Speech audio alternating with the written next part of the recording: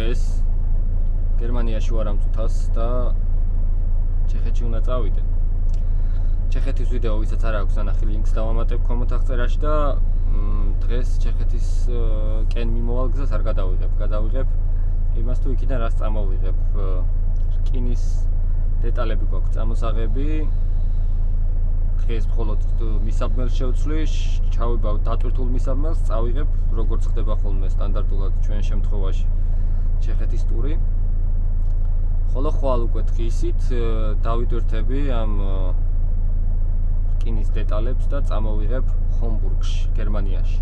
საკმაოდ უცნაური ადგილია, სადაც უნდა დავიტვირთო ის ჩეხეთში. ქართულ ძველ, რა ვიცი, ქარხნის შენობებს რაღაც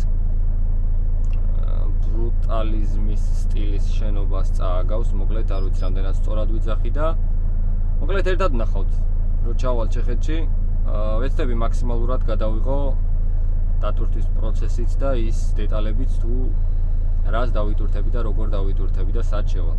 საკმაოდ საინტერესო ადგილია და ძალიან ისეთი უცნაური სანახავი. გავყვეთ ჩვენ მანქანას. ესე დავათვალიეროთ ზედაპირულად ხომ ყველაფერი არის რიგზე. რა თქმა უნდა განათებებიც ყველაფერი უნდა შევამოწმოთ, რომ არ იყოს რაიმე დაზიანებული. ამავდროულად შეგვიძლია შიგნითაც შევიხედოთ.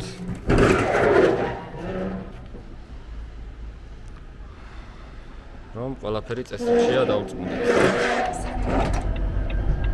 51 წუთის გზა მაქვს, მაგრამ არ გამოვრიცხავ, რომ საკმაოდ დიდ საცობში მომიწიოს გავლა და ეს 51 წუთი შეიცვალოს 1 საათით და მეტითაც კი.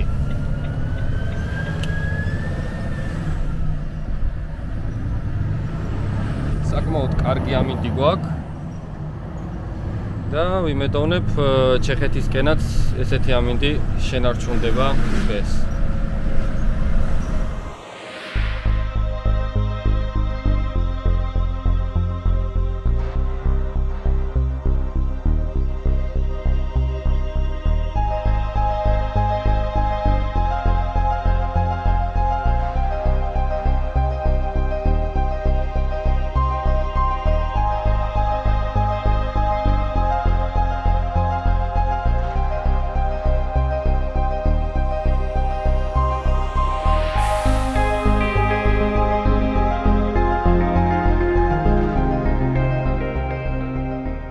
გერმანიაში ვინც მოძრაობს, იმათვის ესეთი მომენტი ალბათ შეუულებრივია, იმიტომ რომ მიდიხარ და უცებ შეიძლება ესეთ საცობში აღმოჩნდე. რაც გამოწვეული არის იმისგან, რომ უბრალოდ ავტობანზე ან ქუჩაზე არის რემონტი. ამ შემთხვევაშიც ჩემი ნავიგატორი მიჩვენებს, რომ არის საცობი და საცობი არის იმის გამო, რომ ქუჩაზე რემონტია.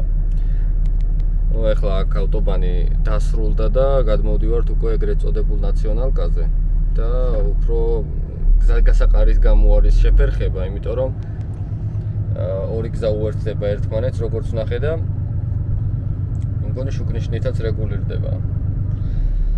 საკმაოდ დიდი გზა მაქვს გასავლელი 7 საათის თუ 7 საათნახევრის გზა არის იმ წერტილამდე, სადაც უნდა მივიდე და დღეს უბრალოდ ჩავალ, გავჩერდები, დავისვენებ.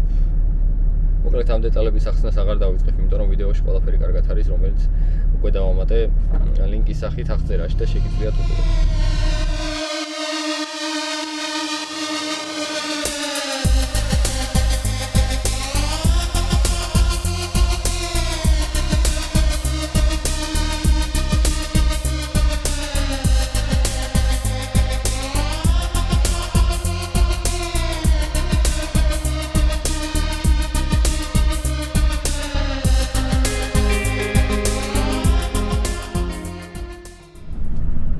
ესეც მოვედით ჰემერში, საიდანაც მისაბმელი უნდა ავიღოთ.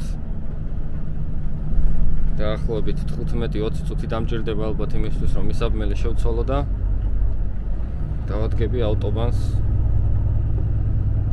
ჩეხეთის მიმართულებით. მანქანას აქ გავაჩერებ და ფეხით მივალჯობია, ვიდრე მივიდე და მერე არ იყოს მზად ჩემი მისაბმელი. აი, აქედან უნდა გამოვიყვანოთ ჩემი მისაბმელი ზუსტად პირველი დოკიდან. დავით, ახლა ჩავიბათ.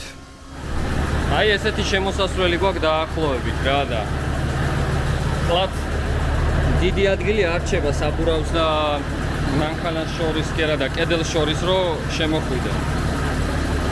თავარია შევხედოთ რომ ყველაფერი სწორად არის და შეგვიძლია რომ ჩავაბათ. უკვე პირველ რიგში მე ყოველთვის ვაბავ და მერე ვაერთებ ჰაერის შლანგებს. შეიძლება ვიღაცა პირიქით აკეთებს, მაგრამ მე ესე მირჩევნია სიმართლე რო ვთქვა. ჩაბმის მერე ვაღებთ ამას და უკვე ჰაერის შლანგებს დავაერთებ. მაგრამ მანამდე უმჯობესია წავიდეთ და უბრალოდ ეს ფეხი მოვაშოროთ. რომელიც ბლოკავს სატვირთოს მოძრაობას და ასევე ტორმოზიც ჩავხსნათ. ამის შემდეგ უკვე შეგვიძლია წავიდეთ და ჰაერების დავაერთოთ და ჰაერების დაერთების მერე უკვე შეგვიძლია ავკეცოთ ეგრეთ წოდებული ლაპები. აი ესე დაღამდა ამასობაში. მისაბმელიც ჩავიბით. უკვე სხვა მისაბმელი მყავს, მაგრამ სავარაუდოდ აღარ ჩანვარ ისე კარგად, რადგან უკვე ძალიან ბნელა.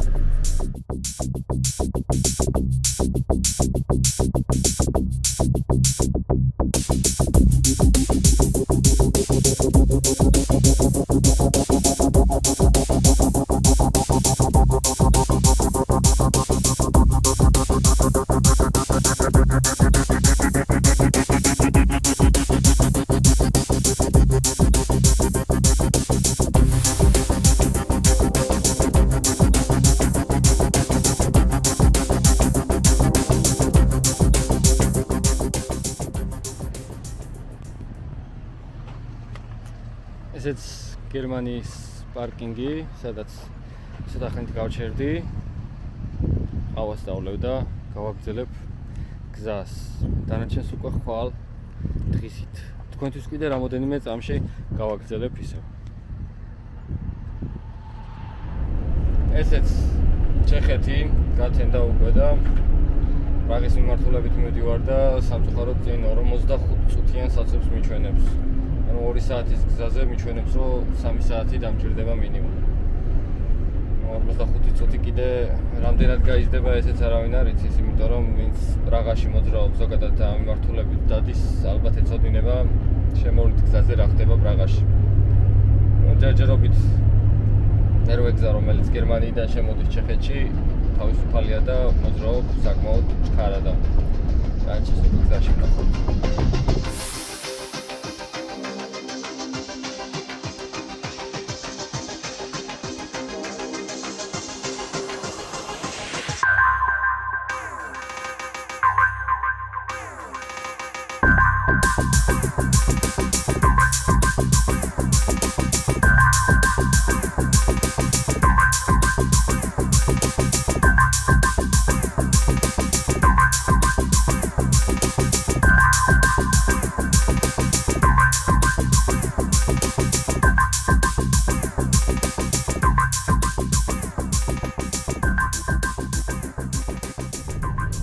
აი ესეთი არის პრაღის შემოვლითი გზა. თითქმის ყოველ დღე ალბათ ამ პერიოდში სადღაც 10-11 საათიდან 5-6 საათამდე მინიმუმ. შეიძლება მეტიც, ეს უკვე იმაზეა დამოკიდებული, რამდენად დატვირთული იქნება აქაურობა. ესეც ის ლოჯისტიკა, სადაც წინა ჩეხეთის ვიდეოში ვიყავი მოსული და აქ სტანდარტულად ლოდინი ძალიან ისეთია. ჩვეულებრივი ბუნებრივი მოვლენა. აქ დავიცლები, აქ რამპაზე უნდა დაცალონ და ძალიან მარტივად დაიცლება ტვირთი და გადავალ უკვე პირდაპირ იმ ქარხანაში, სადაც დავიტვირთები რკინას. ეს ისეთი ფირმა არის, წინასაც მქონდა ესეთი შემთხვევა, ვინც ნახა. ჯერ კიდევ დღე იყო რომ მოვედი და 3 საათია უკვე ველოდები, როდის დაცლიან 9 მისაბმელს თან რამპაზე. ისე წითელიანთია, ისე ველოდები. ამის მერე იმედია რომ მივალ და ამხვდება ის ფირმა ღია, სადაც უნდა დავიტვირთო, იმიტომ რომ სამუშაო საათები ცოტა უცნაურად აქვთ განაწილებული ფირმაში. თითქოს მუშაობენ 24 საათი, მაგრამ შეიძლება ფირმა არ დაგხვდეს. მივდივარ ახლა დასატვირთად. მედოვნები როცა და ადრე მივიდოდი და დღისით დავიტვირთებოდი, რომ უკეთ გამოჩენილიყო ვიდეოსთვის დატვირთვის პროცესი. მაგრამ ნახოთ რა გამოვა. ესეთი საინტერესო ადგილი არის. ჩვენ დოკუმენტები უნდა წავიღოთ. და დაუტოვოთ გასამზადებლად. რის მერეც უკვე შევალთ დასატვირთად. იმედი მაქვს დროულად დამიძახებენ, იმიტომ რომ მანქანა არ არის არც ერთი. აქ ექსპედიციაში ავალთ ახლა.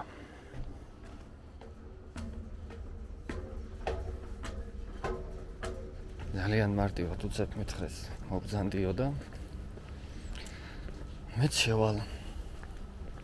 სადღაცა იქით ბოლოში უნდა გავიდეთ ახლა უკან და იქიდან მოვტრიალდეთ მერე ისევ აქეთ რომ დატვირთვა დაიწყო. ესეც ჩვენი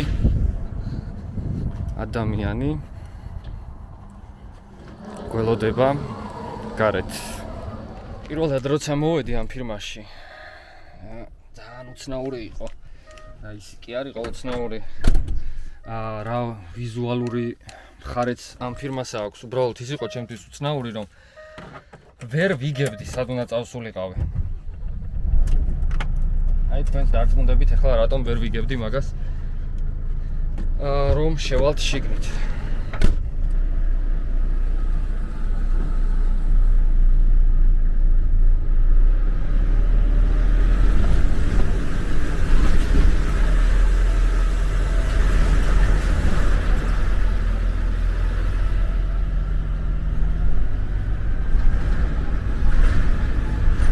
საკმაოდ ნელა უნდა ვიაროთ, იმიტომ რომ ის და რაზეც დავდივართ არის ძალიან უსწორმასწორო.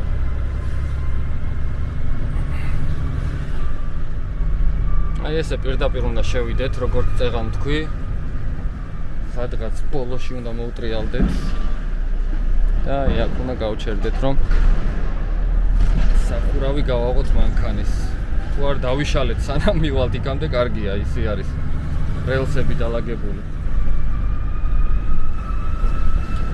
დამეთანხმებით საკმაოდ უცნაური ადგილია ისე დატვირთვისთვის 21 საუკუნეში. კარგ ფილმს გადაიღებდა ალბათ ადამიანი ისე ესეთ ადგილას რაიმე ჰორორს. ჩემი აზრით საინტერესო იქნებოდა დეკორაცია და ამ ყველაფრის გამოყენება. აი ესე მიდიხარ და უცებ არის უბრალოდ ესეთ პატარა ნიშანი ტირ და მარცხნივ. აი აქ უნდა დატრიალდე. ხო. ისე რომ არც უკან დააზიანო რაიმე, არც საბურავი გამოსდო რამეს.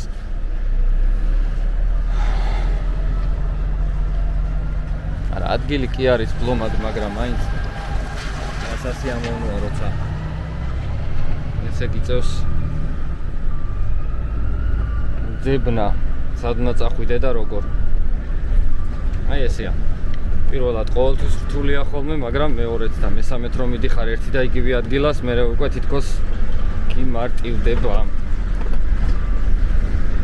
ძალიან ცუდ დღეშია ჩემი მანქანის სავალი ნაწილი ამ გზის შემხედვარე.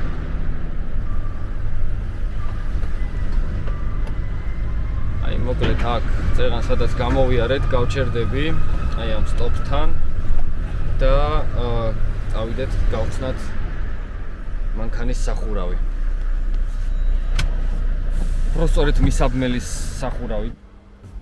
აი ესე აღმოჩნდა ჩვენი მისაბმელი სახურავის გარეშე. ქვემოთ დავალაგებთ ახლა რეზინებს. თვითონ დაალაგებენ პატარა ხეებს, რაზეც დაალაგდება რკინები. სამწუხაროდ დატვირთვის გადაღების უფლება არ მომცეს, მაგრამ აი ესეთი მეტალი დავიტვირთეთ. სიმაღლე არაფერი არ აქვს, მაგრამ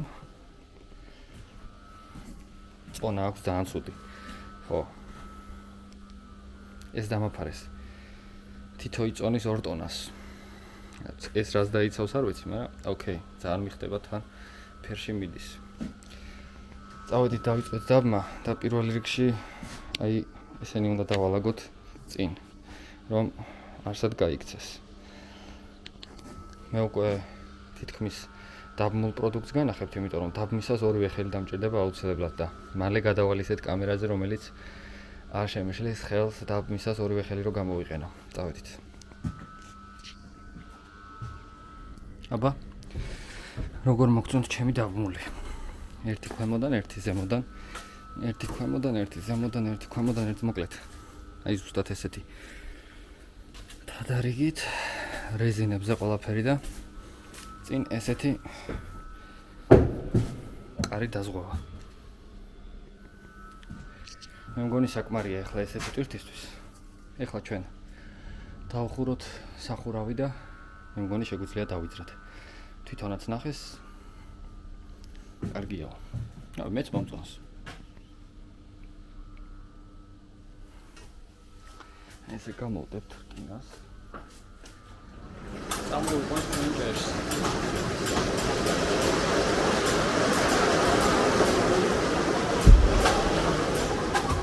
ბევრი არაფერი არ დაგვრჩა. კარებები უნდა დაუკეტოთ ახლა ჩვენს მისაბმელს და გადავინაცვლოთ ოფისის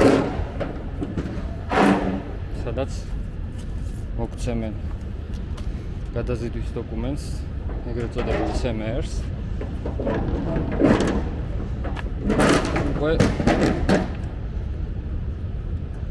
გაუდგებით გზას. დავიძარით გერმანიის მიმართულებით. საკმაოდ ძიმედ ვარ, იმიტომ რომ ვატყობ ახლა მანქანა ისე მარტივად, რა თქმა უნდა, აღარ მომყვება 24 ტონა რკინა დაგვილაგეს, როგორც ვნახე დოკუმენტებით და ჩემი მანქანის სასწორიც მაგას მეუბნება. წინ ჯამში 7 საათი და 30 წუთის გზა მაქვს, მაგრამ ეს დრო მე არ მყოფნის იმისთვის, რომ ბოლომდე ჩავიდე, იმიტომ რომ 4 საათზე მე უკვე მიმთავრდება ჩემი სამუშაო დრო. რაც იმას ნიშნავს, რომ 4 საათამდე გავჩერდები და დანარჩენს უკვე ხვალე გავაგრძელებ პაუზის შემდეგ. გზაში უნდა შევიარო გერმანია-ჩეხეთის საზღვარზე და შევივსო ბაკები დიზელით. წავედით ახლა დიზელის გასავსებად.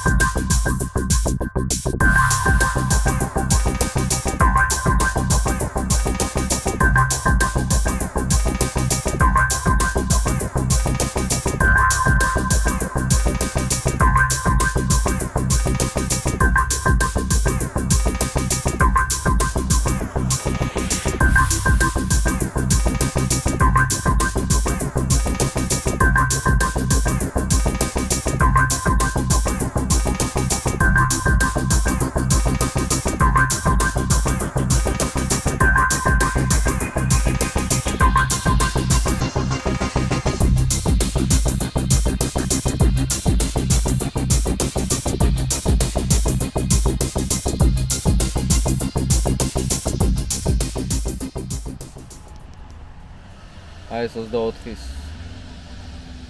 დიზელის გასამართის სადგური.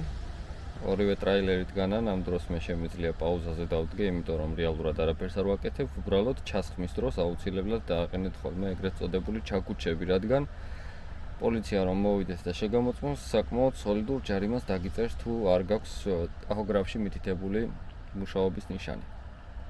მედი მაქვს მალე გავლენ ესენი და შევალ რომელიც განთავისუფლდება პირველი და გავავსებ ჩემს აუზებს. და კიდევ ერთი. მეც ხანდახან ვაკეთებ ხოლმე რომ ბოლომდე ვავსებ დიზელს წელამდე.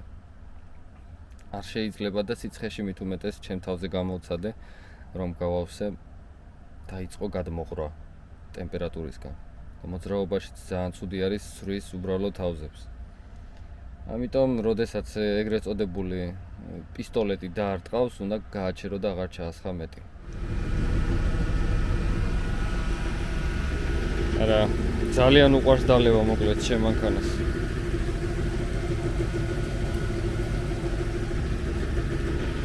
950 ლიტრი ეტევა ორივე აუზში. იდეაში ისეთი საკმაოდ კარგი კომპლექტაციაა, მაგრამ 500-იანი რომ ყავდა, იმას საერთოდ 1300 ლიტრამდე ჩადიოდა როგორც მახსოვს. მაგრამ ეს 950 ლიტრიც სავსებით საკმარი არის იმ გზებზე, რა გზებზეც მე დავდივარ. ესეც ასე ჩავასხით საწვავი და ნელ-ნელა გავაგრძელეთ სვლა. რაღაც აი როგორი ამინდია, იცი? რო არ წვიმს, მაგრამ ყველაფერი რო სველია. არ ვიცი ეს რანაირად ხდება, მაგრამ ამ ქვეყნებში ხა სადაც მე დავდივარ, ხშირად არის ხოლმე ესეთი სიტუაცია, ამიტომ უკვე აღარ მიგვირს.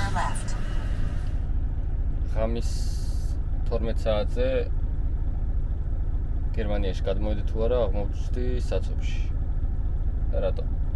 გერმანიას აქვს აღდგენილი შემოსასვლელი საზღვრების კონტროლი. ოღონდ ესე ზედაპირული არჩევით ზოგს შეყავთ კონტროლზე, ზოგი მანქანა, ზოგი არ შეყავთ. უმეტესწილად ავტობუსებს და სუბუქ ავტომობილებს ამოწმებენ ხოლმე.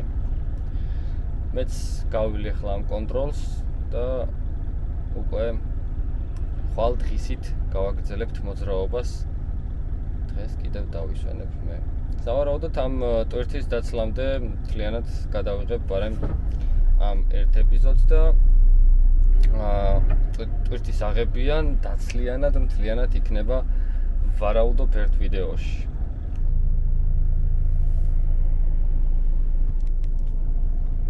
ესეც ამ ტურის ბოლო დღე, იმედი მაქვს დღეს რომ მივიდან უკვე იქ დამცლიან. მართალია ცოტა არასაამაყო დროს მივდივარ. დღის მეორე ნახევარში დიდად გერმანელებს არ უყვართ ამ დროს მუშაობა, მაგრამ როგორც წერია აღწერაში ამ ფირმას გვიანობამდე არ ხურავენ და დაცლა შესაძლებელია 9 საათამდე. ამიტომ ერთად ვნახავთ იქნებიან თუ არა და დამცლიან თუ არა დღეს, თუ არა და ადგილი უნდა ვნახო სადმე, სადაც დავისვენებ ისევ ხვალამდე. 1-3 საათის გზა მაქვს, არა მეტი, 4 საათის გზა მაქვს დარჩენილი და პლუს საცობი. ნუ 3:46 და პლუს 12 როგორც ტომტომი მეუბნება და ნახოთ 12 წუთიანი საცობი ზოგადად 1 საათი ხდება ხოლმე ხანდახან და ეგეც არ არის გასაკვირი რომ კიდევ ერთი პაუზა დამჭირდეს მისვლამდე გერმანიაში ეს მოსულა.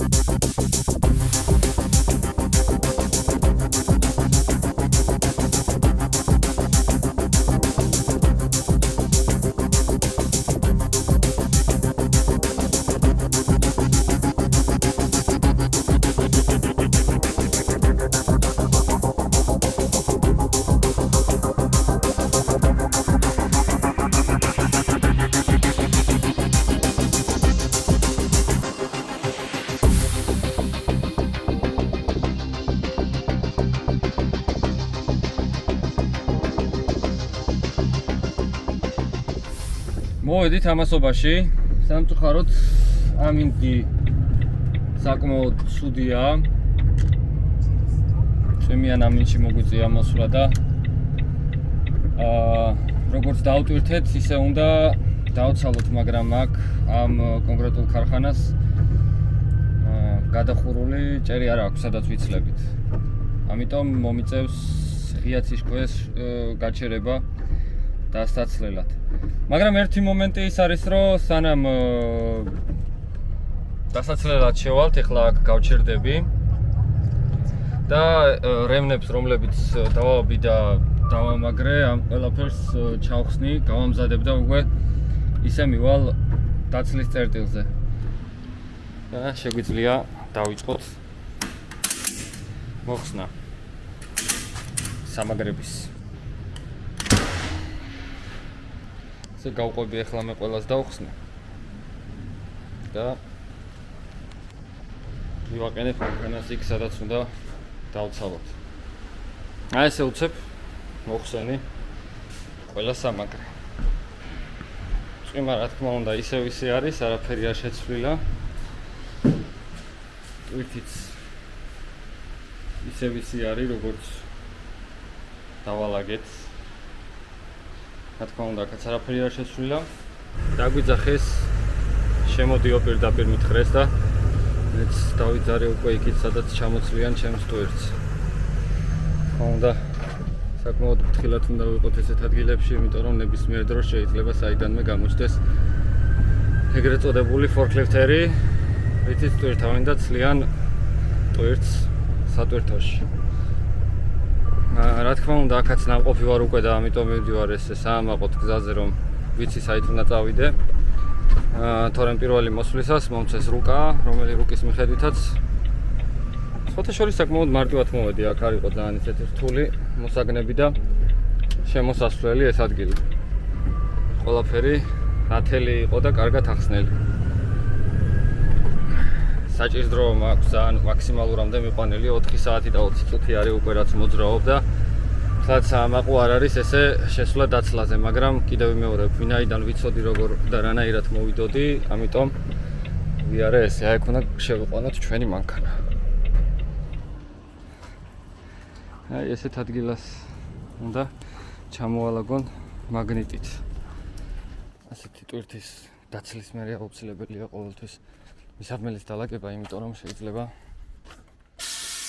სხვა დატვირთვაზე მისვლისას დრო არ ქონდეს უბრალოდ დაალაგო და შევხედოთ რა ხდება. ყველაფერი მიყრიბ მოყრილია.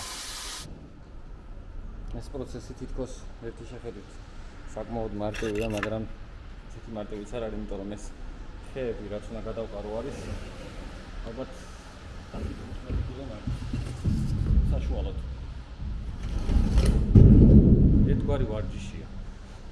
და ვარჯიში ამ საქმეში ნამდვილად არ არის ცუდი დამეთანხმებით.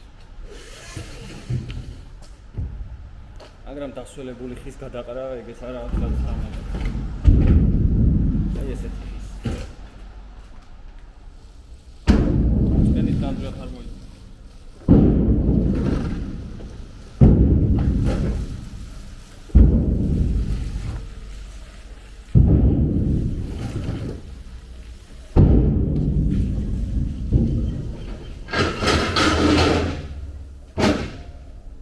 ეს იყო. ხო, ამ რეზინებს შევინახოთ თავის ადგილას და სულ ეს არის.